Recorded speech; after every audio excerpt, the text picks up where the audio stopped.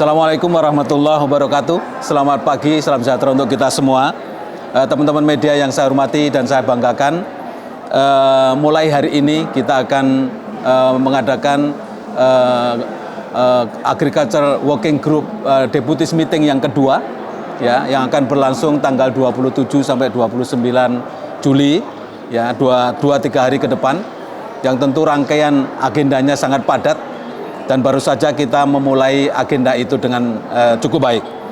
Teman-teman sekalian media, perlu kami sampaikan beberapa hal. Yang pertama adalah bahwa Agriculture Working Group Deputies Meeting ini pertemuan para eselon 1 di kelompok kerja pertanian.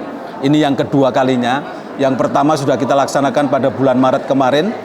Dan sekarang yang kedua, tujuannya adalah untuk segera mempersiapkan, ya, draft kedua untuk ministerial meeting pada September nanti, 27 sampai 29 September di Bali. Itu inti daripada itu. Jadi, sehingga kita harus menyepakati apa yang kita sebut dengan komunike, ya. Draft komunike yang kedua ini tentu nanti akan menjadi bahan penting yang akan disampaikan oleh Bapak Menteri Pertanian sebagai presidensi Working Group Agriculture ini di Bali pada 27-29 September nanti.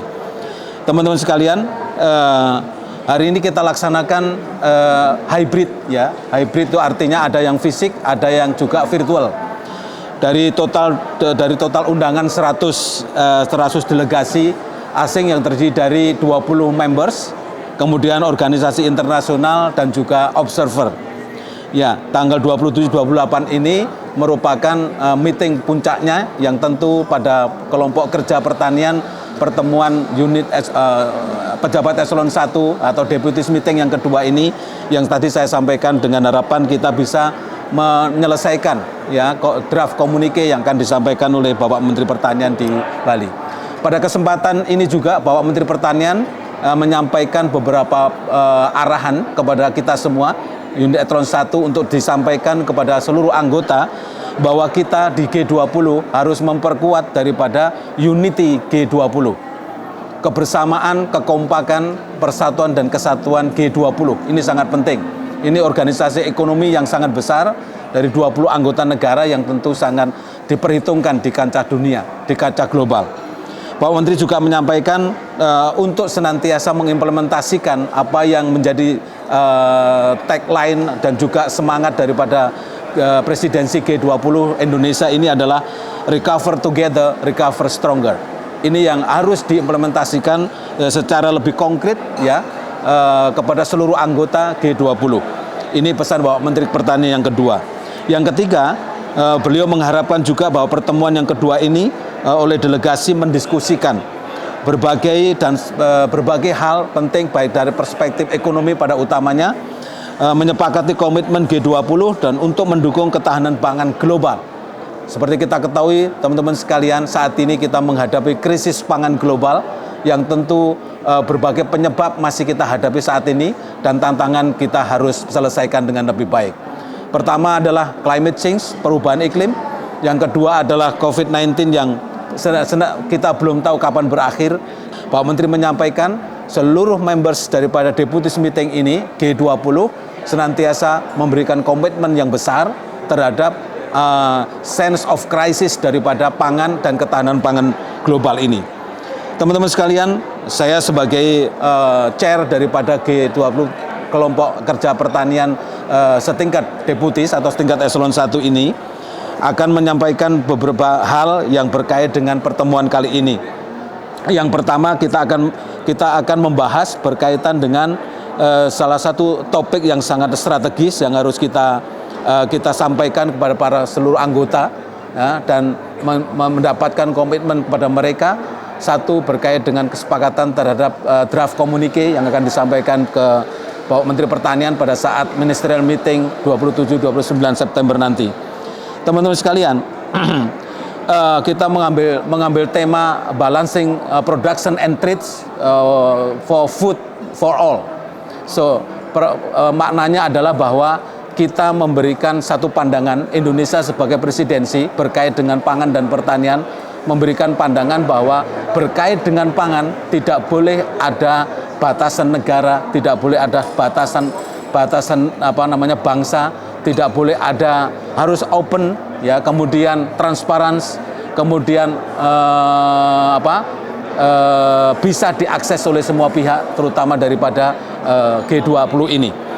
Yang kedua tentu menjadi subtopiknya adalah berkait dengan beberapa hal sudah kita bahas teman-teman sekalian.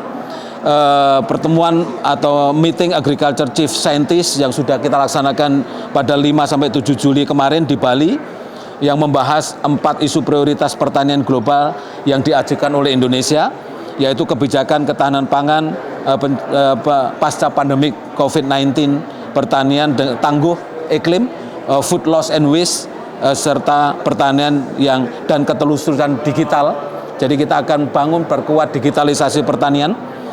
Yang kedua adalah webinar sharing knowledge terkait dengan penerapan teknologi digital di sektor pertanian dan pembiayaan perdesaan yang sudah kita laksanakan di 28-29 Juni kemarin, yang merupakan kerjasama antara Pokja Pertanian dan Proja Pembangunan.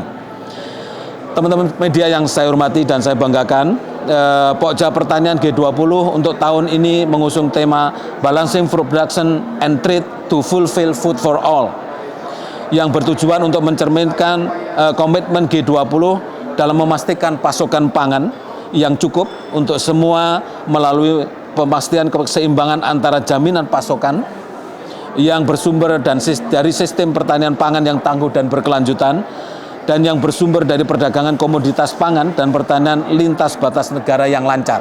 Jadi sekali lagi terbuka, transparan, accountable, kemudian juga bisa diakses oleh semua pihak, khususnya members of G20. Teman-teman sekalian, pada pertemuan ADM kedua ini, Agriculture Deputy Meetings yang kedua ini, delegasi negara anggota G20 akan membahas usulan draft komunike yang telah disusun berdasarkan masukan dari semua pihak yang berpartisipasi tentunya, yang membahas 3 isu utama bidang pertanian yang diusulkan oleh Indonesia. Yang pertama adalah membangun sistem pangan dan pertanian yang tangguh dan berkelanjutan. Ya, saya ulangi, membangun sistem pangan dan pertanian yang tangguh dan berkelanjutan. Yang kedua, mendukung perdagangan pertanian yang terbuka, adil, dapat diprediksi dan transparan untuk keterjangkauan pangan untuk semua. Dan yang ketiga adalah memajukan kewirausahaan pertanian yang inovatif melalui digitalisasi pertanian untuk meningkatkan penghidupan petani di daerah perdesaan. Draft komunike ini diharapkan dapat disepakati dalam pertemuan tingkat menteri G20 yang akan dilaksanakan pada akhir bulan September sebagaimana saya sampaikan tadi, pada 27 sampai 29 nanti di Bali.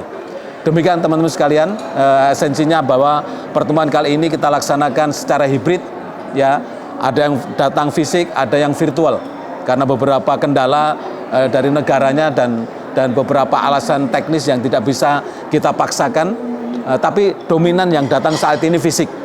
Ya, dari 20 negara sudah ada 17 negara yang hadir, kemudian yang 3 negara lainnya dalam bentuk virtual. Itu yang perlu kami sampaikan teman-teman sekalian.